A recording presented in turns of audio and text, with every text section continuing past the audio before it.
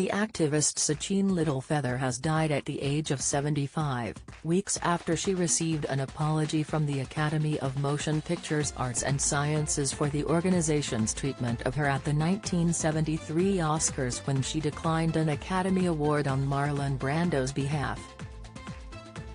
The Academy of Motion Picture Arts and Sciences said that Littlefeather died at her home in Novato, California on Sunday, per her caretaker. The organization had held an event in Littlefeather's honor 2 weeks ago for an evening of conversation, healing and celebration. When Brando won Best Actor for The Godfather in 1973, Littlefeather, wearing buckskin dress and moccasins, took the stage, becoming the first Native American woman ever to do so at the Academy Awards. When she appeared on Brando's behalf in 1973, Littlefeather, then 26, said she was instructed by Brando not to touch the Oscar statuette, and by show producer Howard Koch to restrict her remarks to 60 seconds, under threat of arrest if she went over time, according to The Hollywood Reporter. Littlefeather said in her speech that, Brando, very regretfully cannot accept this very generous award, and the reasons for this being are the treatment of American Indians today by the film industry, excuse me, and on television in movie reruns, and also with recent happenings at Wounded Knee. The 1973 Oscars were held during the American Indian Movement's 2-month occupation of Wounded Knee in South Dakota. Some in the audience booed her.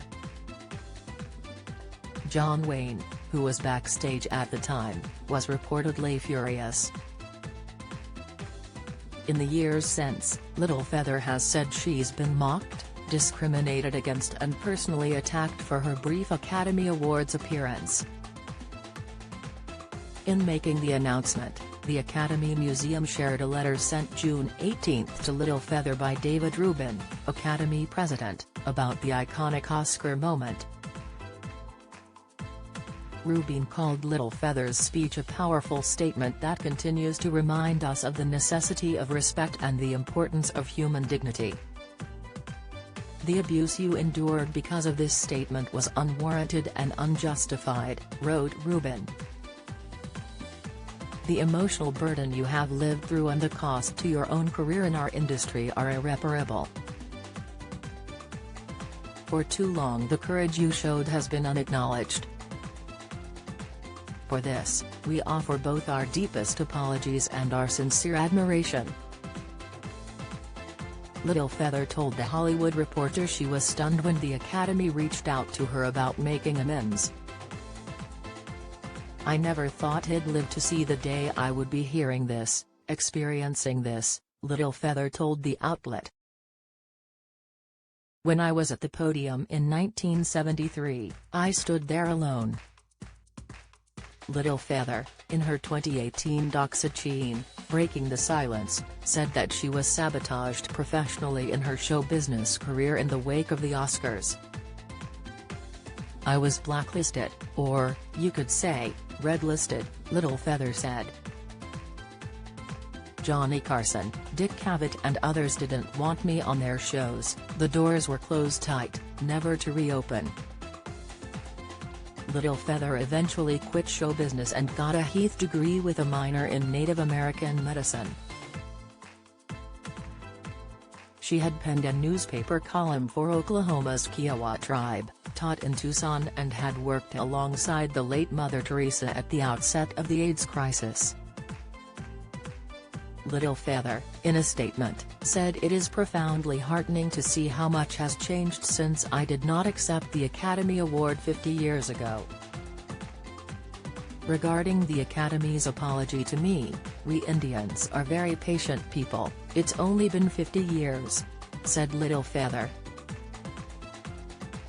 We need to keep our sense of humor about this at all times.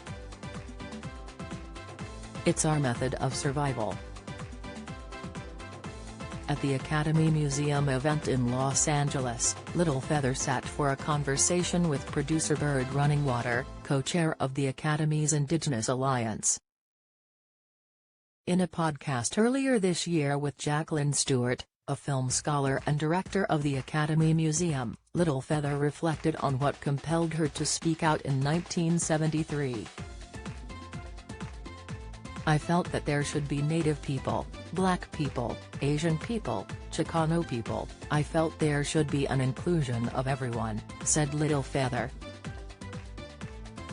"A rainbow of people that should be involved in creating their own image."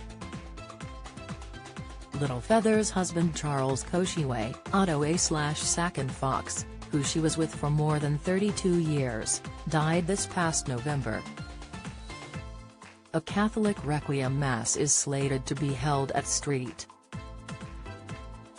Rita Church in Fairfax, California. Littlefeather previously asked that donations in her memory be made to the American Indian Child Resource Center of Oakland.